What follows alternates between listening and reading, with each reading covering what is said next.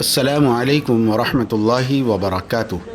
مدرسہ دارالقرآن عز آفس میں اجلاس عام دعائے تکمیل حفظ قرآن کریم پروگرام منعقد ہو رہا ہے، جس میں ملک کے مشہور علماء کرام تشریف لا رہے ہیں۔ اس میں طلبہ عزیز جو مدرسے کے طلبہ ہیں وہ اپنا پروگرام پیش کریں گے۔ آپ بغور پوری ویڈیو سماعت فرمائیں۔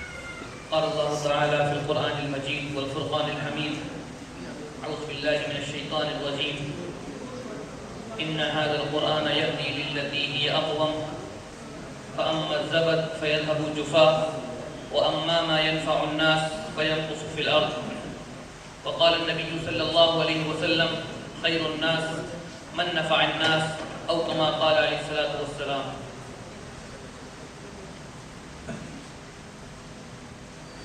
حضرات علماء، معزز سامعین اور عزیز پیارے طلباء، آج مدرسہ دارالقرآن اے جی آفس کی اس مسجد میں جس پروگرام کا انعقاد کیا جا رہا، جس کے گواہ ہم اور آپ اس وقت اس مسجد کے احاطے میں ہیں، در حقیقت یہ پروگرام اور اس پروگرام کی رونق خود ہمارے یہ معصوم طلباء اور عزیز بچے ہیں کہ جو ابھی ہمارے سامنے انہوں نے 1 سال یہاں پر گزار کر قرآن کریم کی تعلیم حاصل کر کے احادیث نبویہ کے قیمتی جواہرات کو اپنے سینے میں محفوظ کر کے، سیرت کے واقعات کو یاد کر کے، آپ صلی اللہ علیہ وسلم کی سنن، مستحبات اور زندگی کے پہلوؤں کو ذہن میں بسا کر جو کچھ بھی انہوں نے یہاں پر سیکھا، حقیقت میں یہی وہ چیز ہے جو مدرسے کی شان ہوتی ہے۔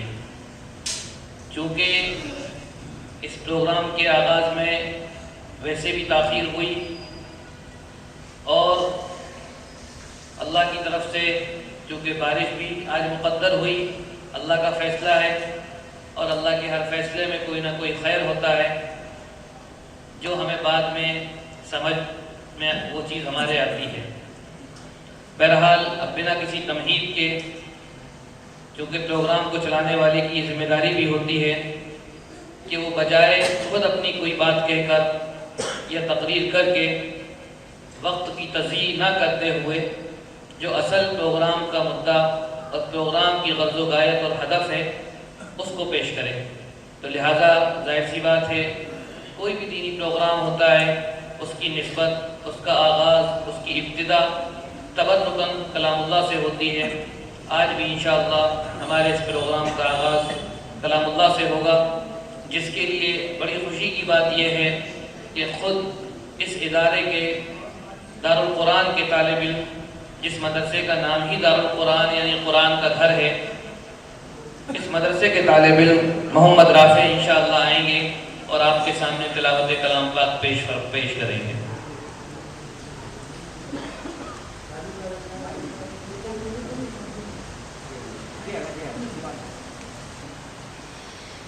بسم اللہ الرحمن الرحیم اقم الصلاة لدلوک الشمس إلى غسق الليل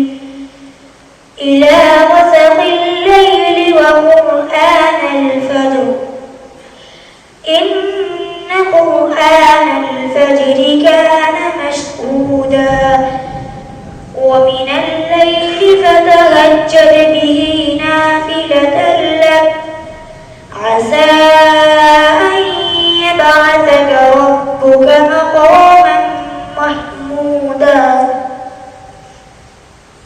وقل رب أدخلني مدخل صدق وأخرجني مخرج صدق واجعل لي من لدنك سلطانا نصيرا وقل جاء الحق وزهق الباطل إن الباطل كان زهوقا وننزل من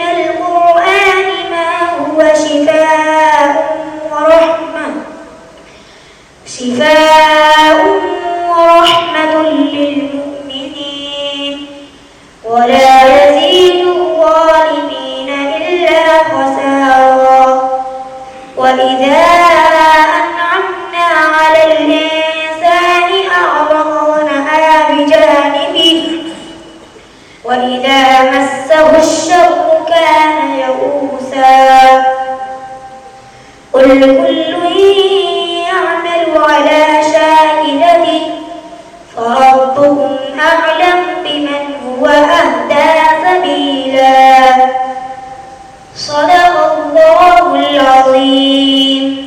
ماشاء اللہ، بارک اللہ فیک. در حقیقت انہوں نے بھی جس سحر آفرینی آواز میں تلاوت کلام اللہ کو پیش کیا، حقیقت میں اس تلاوت نے، اس آواز نے ایک وجدانی کیفیت کو جلا بخشا. اللہ تعالیٰ مزید نفار عطا فرمائے.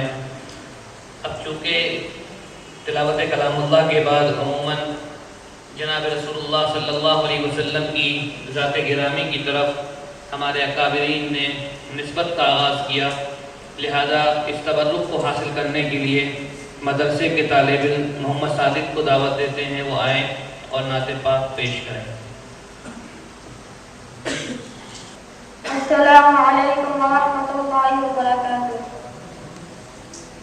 زیر قدم ہے عرش معلا، زیر قدم ہے عرش معلا، سوچ محمد کیسے ہے، سوچ محمد کیسے ہے. ان کا یہ رتبہ، ان کا یہ پایا، ان کا یہ رتبہ، ان کا یہ پایا. سوچ سن کے قبلہ بدلا، سوچ محمد کیسے ہے. زیر قدم ہے عرش محلا، سوچ محمد کیسے ہے، سوچ محمد کیسے ہے. کہ واحد تخلیق عالم مصطفیٰ کی ذات ہے، ان کی ہر ایک بات رب دو جہاں کی بات ہے. کہ واحد تخلیق عالم مصطفیٰ کی ذات ہے، ان کی ہر ایک بات رب دو جہاں کی بات ہے. ان کی عظمت دیکھ کر جھک گئے سجدوں وجہ، ان کی عظمت دیکھ کر جھک گئے سجدوں وجہ. اللہ اکبر ایک ہی شرط، اللہ اکبر ایک ہی شرط. پیر کے دریا پتھر آیا، سوچ محمد کیسے ہے. زیر قدم ہے عرش معلا، سوچ محمد کیسے ہے، سوچ محمد کیسے ہے. کہ عید کے دن پڑھنے کو نمازیں جب کہ چلے شاہ بتا، ان کو نظر آیا رستے میں روتا بھی لگتا ایک بچہ. بچے سے پوچھا کہ رونے کا سبق حاصل ہے کیا. بچے نے اپنی یتیمی کا سنایا واقعہ. کہ باپو میں اب تیرا ماتری ہے عائشہ، کہ باپو میں اب تیرا ماتری ہے عائشہ. سن کے فرما دے نبی بچے کا دل جھوم اٹھا، بچے کا دل جھوم اٹھا. آپ نے شفقت کے ساتھ سر پر رکھا اس کے ہاتھ، آپ نے شفقت کے ساتھ سر پر رکھا اس کے ہاتھ. گھر اپنے لا کر لینا دھلا کر، گھر اپنے لا کر لینا دھلا کر، اس کو نیا کپڑا پہنایا. سوچ محمد کیسے ہے. زیر قدم ہے عرش معلا، سوچ محمد کیسے ہے، سوچ محمد کیسے ہے. ایک یہودی کا ہے قصہ سوئے سے محبوب خدا. بولے یہودی تال کے خنجر تجھ کو کون بچائے گا. بولے محبوب غفار جو ہے سب کا پالنہار. بولے محبوب غفار جو ہے سب کا پالنہار. گر پر سنتے ہی تلوار، گر پر سنتے ہی تلوار، گر پر سنتے ہی تلوار، گر پر سنتے ہی تلوار. بولے یہودی پڑھا دو کلمہ، سوچ محمد کیسے ہے. زیر قدم ہے عرش معلا، سوچ محمد کیسے ہے، سوچ محمد کیسے ہے. السلام علیکم ورحمۃ اللہ وبرکاتہ. ماشاء اللہ. حقیقت میں کسی بھی ادارے کا جلسہ، سالانہ ثقافتی اور تربیتی پروگرام حقیقت میں یہ طلباء کی ذات سے وابستہ ہوتا ہے، اور طلباء سال بھر جو محنت کرتے ہیں، جو سیکھتے ہیں، جو تیاری کرتے ہیں، وہ ہم اور آپ کے سامنے پیش کرتے ہیں، اور حقیقت میں ہم انہی کی نسبت سے یہاں پر جمع بھی ہوتے ہیں اور انہی کی باتوں کو سن کر اپنے اندر تبدیلی پیدا کرنے کی کوشش بھی کرتے ہیں۔ چونکہ تلاوت ہوئی، نعت پاک ہمارے سامنے پیش کی گئی، اب زندگی کے مختلف جو آداب جو روزمرہ ہم اور آپ کی زندگی میں جو پیش آتے ہیں، کھانے کے آداب، پینے کے آداب، سونے کے آداب، مسافے کے آداب، زندگی گزارنے کے آداب، معاشرت کے آداب، یہ ساری کی ساری چیزیں ایسی ہیں جس کو عموماً ہمارے معاشرے میں ہم لوگ بہت ہلکا محسوس کرتے ہیں، اس کو خفیف سمجھتے ہیں، لیکن سچی بات یہ ہے کہ آپ صلی اللہ علیہ وسلم کو جس مشن کو نافذ کرنے کے لیے اللہ تعالیٰ نے برپا کیا تھا اور آپ کو مبعوث فرمایا تھا، اس کی سب سے اولین وجہ اور اس کا حقیقی ہدف یہی تھا، انا بعثت لیتمم مکارم الاخلاق۔ جناب رسول اللہ صلی اللہ علیہ وسلم نے فرمایا، میں بھیجا ہی اسی لیے گیا ہوں تاکہ مکارم اخلاق کی اعلیٰ خوبیوں کو مکمل کروں، اس کو پیش کروں۔ تو ہمارے سامنے انشاءاللہ ابھی طلباء اپنے بعض اور تاثرات کو اور جو کچھ انہوں نے یہاں پر سیکھا ہے پیش کریں گے۔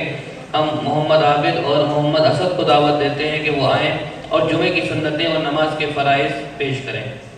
ہم ان کو سنیں بھی اور اس کو ذہن میں محفوظ بھی کریں، اور جہاں تک ہم جتنا سنیں اس پر عمل کرنے کی کوشش بھی کریں۔ علیکم ورحمۃ اللہ وبرکاتہ۔ میں آپ حضرات کے سامنے جمعے کی سنتیں سنانا چاہتا ہوں۔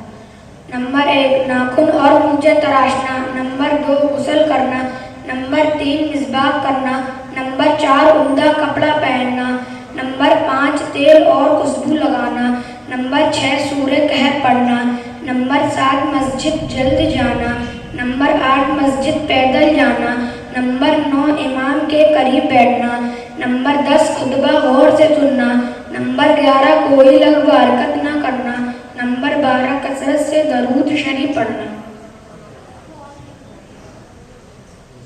السلام علیکم ورحمۃ اللہ وبرکاتہ۔ میں آپ حضرات کے سامنے نماز کے فرائض سنانا چاہتا ہوں۔ نماز میں 13 فرائض ہے، باہر کے 7 فرائض ہے جن کو شرائط نماز کہتے ہیں۔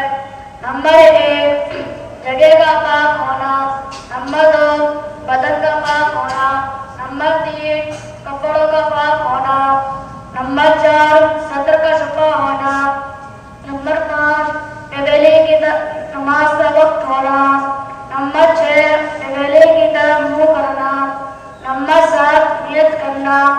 نماز کے اندر 6 فرائض ہیں جن کو ارکان نماز کہتے ہیں۔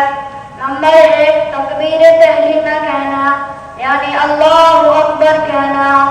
نمبر 2 قیام کرنا، یعنی سیدھے کھڑے ہونا۔ نمبر 3 قرات کرنا۔ نمبر 4 رکوع کرنا۔ نمبر 5 ہر رکعت میں 2 سجدے کرنا۔ نمبر 6 آخری قاعدہ میں التحیات کی مقدار بیٹھنا۔ السلام علیکم ورحمۃ اللہ وبرکاتہ۔ عثمان سلمہ آئے اپنی تقریر پیش کریں۔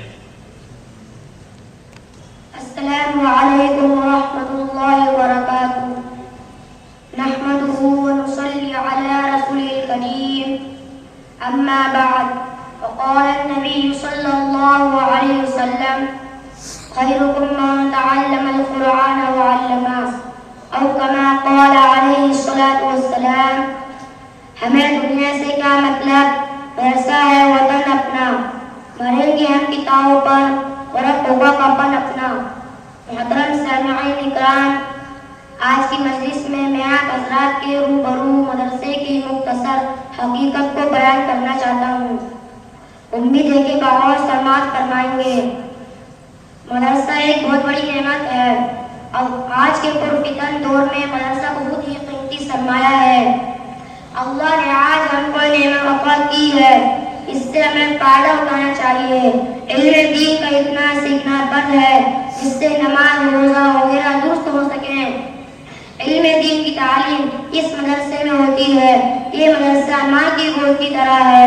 جس طرح بچہ ماں کی گود میں پرورش پاتا ہے، اسی طرح انسان یہاں بھی پرورش پاتا ہے، اور مدرسہ انسان کو حقیقی انسان بناتا ہے۔ یہ مدرسہ چند اور مدرسہ کئی افراد کو بناتا ہے. ہم مدرسے کا عمارت بناتے ہیں اور مدرسہ ہمارا قلب بناتا ہے. اللہ سے ہمارا تعلق جوڑتا ہے اور یہی انبیاء کا کام تھا کہ مخلوق کو خالق سے جوڑتے تھے. یہ مدارس بھی ہمیں اللہ سے جوڑتے ہیں. جس طرح انبیاء مخلوق کو خالق سے جوڑتے تھے اسی طرح یہ مدرسے ہم کو اللہ سے جوڑتے ہیں. لہٰذا ان مدرسوں کو نہ کوئی طاقت ہلا سکتی ہے نہ کوئی توڑ سکتا ہے. محترم بزرگوں دوستوں، یہی وجہ ہے کہ آج مدارس کا جال ہر اطراف و اقدام میں پھیلا ہوا ہے. جبکہ حکومت ایران دینی اداروں کو مٹانے اور ختم کرنے کی کوشش کر رہی ہے، لیکن ان اداروں کا نظام ایسی ذات عالی کے قبضے میں ہے جس کو نہ کوئی بگاڑ سکا نہ کوئی بگاڑ سکے گا. انشاءاللہ تعالی اب اس کے متعلق سرور دو عالم صلی اللہ علیہ وسلم کی زبان پیش سے ترجمہ سنیے. کیا فرماتے ہیں؟ حضرت انس رضی اللہ عنہ حضور صلی اللہ علیہ وسلم کا ارشاد نقل کرتے ہیں، اور دنیا میں ان لوگوں کو دیکھنا چاہتے ہو جن کو اللہ نے جہنم کی آگ سے آزاد کر دیا ہے تو طالب علم دین کو دیکھو.